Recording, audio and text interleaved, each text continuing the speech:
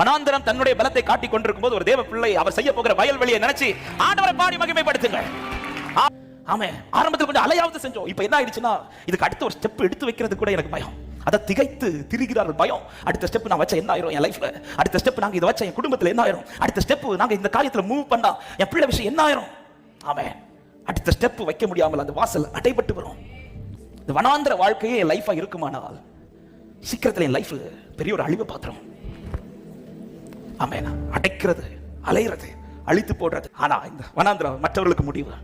உலகம் சொல்லும் இதோட முடிஞ்சிச்சு, ஒரு தேவ பிள்ளை அது ஓகேன்னு சொல்லிடுது. ஆமென் சொல்லிடாதீங்க. ஆண்டவர் சொல்ற இதோ இப்பொழுது நான் புதிய காரியத்தை, நீ பழையதை நினைக்காத, இந்த வனாந்திரத்தை நினைக்காத, ஆண்டவர் இதை செய்வார் என்று நம்புகிற தேவ பிள்ளைகள் விசுவாசத்தோட ஆமென் சொல்லுங்க பார்க்கலாம். எனவேதான் சியோனுக்கு சொல்லும்போது இப்படி சொல்லுகிறார். ஏசாயா 51வது அதிகாரம் அதுடைய 3வது வசனத்தை வாசிங்கள். தேறுதல் அடைய செய்து அதின் வனாந்திரத்தை ஏதேனை போலவும் அதின் அவாந்திர வெளியை கர்த்தரின் தோட்டத்தை போலவும் ஆக்குவார். எல்லாரும் இந்த கடைசி வார்த்தையை சேர்ந்து வாசிப்போமா? சந்தோஷமும் மகிழ்ச்சியும் துதியும் கீத சத்தமும் அதில் எதில் உண்டாகும்? இந்த வனாந்திர வாழ்க்கையில சந்தோஷமும் மகிழ்ச்சியும் துதியும் கீத சத்தமும் உண்டாகும் என்று விசுவாசிக்கிறவங்க எத்தனை பேர் இப்பொழுதே ஆர்ப்பரிக்க துவங்க முடியும்? இந்த ஆகஸ்ட் மாதத்துல இப்பொழுதே ஆறுதல் செய்வார்.